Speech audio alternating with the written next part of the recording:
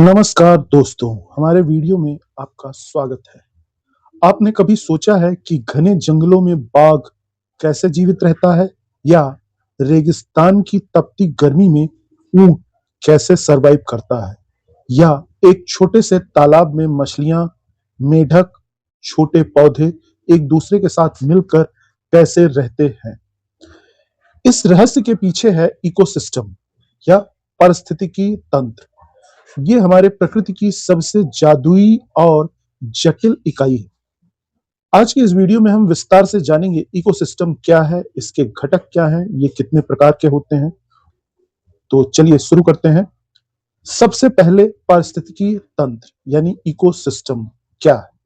सरल शब्दों में कहें तो किसी विशेष क्षेत्र में मौजूद जीवित जीव यानी बायोटिक एलिमेंट जैसे पौधे, जानवर, इंसान, सूक्ष्म जीव और उनके आसपास के निर्जीव वातावरण एबायोटिक जैसे पानी, मिट्टी, हवा, सूर्य का प्रकाश के बीच की जो परस्पर क्रियाएं हैं, इंटरैक्शंस हैं, उसे ही इकोसिस्टम कहते हैं।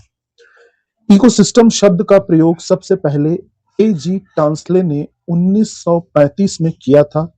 यह प्रकृति की कार्यात्मक इकाई यानी फंक्शनल यूनिट है। एक मजेदार बात है कि आप खुद भी एक इकोसिस्टम है। जी हाँ, आपके शरीर के अंदर हजारों सूक्ष्म जीव माइक्रो ऑर्गेनिजम्स हैं और आपका शरीर मिलकर एक इकोसिस्टम बनाते हैं। इकोसिस्टम छोटे यानी एक छोटी सी चट्टान के नीचे से लेकर बहुत ही विशाल जैसे अमेज़न का वर्षा वन या पूरा महासागर तक हो सकता है।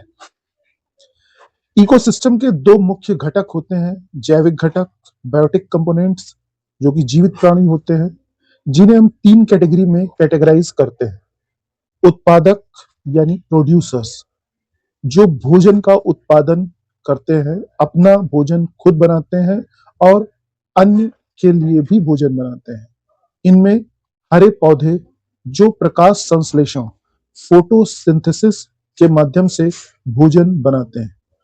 दूसरा उपभोक्ता यानी कंज्यूमर्स जो भोजन के लिए पौधों या दूसरे जानवरों पर निर्भर है, जैसे शाकाहारी जीव गाय, भैंस, हिरन, मांसाहारी जीव जैसे शेर, बाघ, चीता, सर्वाहारी जीव जैसे मनुष्य, कुत्ता, अन्य। तीसरा कंपोनेंट है अपघटक डीकंपोजर। इसके अंतर्गत बैक्टीरिया और फंगस वो सूक्ष्म जीव आते हैं जो मरे हुए जीवों को सड़ाकर पोषक तत्वों को वापस मिट्टी में मिला देते हैं। दूसरे हैं अजैविक घटक, इकोसिस्टम के अजैविक घटक यानी एबायोटिक कंपोनेंट्स जो कि निर्जीव हैं लेकिन ये जीवन का आधार है। पानी, हवा, मिट्टी, खनिज, सूर्य का प्रकाश और तापमान, ये सभी घटक एक दूसरे पर निर्भर होते हैं। अगर एक भी घटक खराब हो तो पूरा इकोसिस्टम संतुलन खो सकता है। चलिए अब जानते हैं इकोसिस्टम के प्रकार। ए कैटेगरी प्राकृतिक इकोसिस्टम, नेचुरल इकोसिस्टम जो प्रकृति में स्वयं से बन जाते हैं बिना किसी मानवीय हस्तक्षेप के। इन्हें भी हम दो कैटेगरी में कैटेगराइज कर सकते हैं। स्थलीय इकोसिस्टम जो भूमि पर आधारित होता है जिसे टेरेस्ट्रियल इकोसिस्टम कहते हैं। इसके अंतर्गत फॉरेस्ट जंगल जहां घने पेड़ और विभिन्न जीव होते हैं जैसे उष्णकटिबंधीय वर्षावन, घास के मैदान यानी ग्रासलैंड जैसे सवाना जहां घास प्रमुख वनस्पति है, रेगिस्तान जहां बहुत कम पानी और अत्यधिक तापमान होता है जैसे सहारा, थार, टुंड्रा बहुत ठंडे क्षेत्र जहां पेड़ नहीं उगते, सिर्फ काई होती।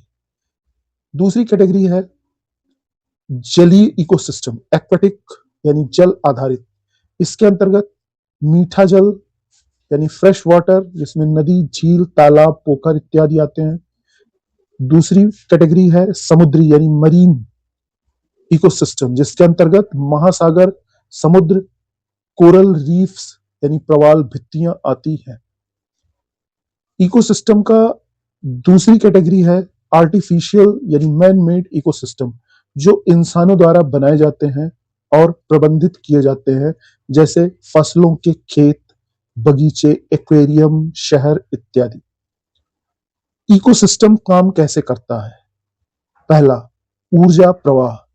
ऊर्जा सूर्य से उत्पादकों यानी पौधों में आती है, फिर उपभोक्ताओं में शाकाहारी या मांसाहारी में जाती है। यह एक यूनिडायरेक्शनल यानी एक दिशात्मक होती है।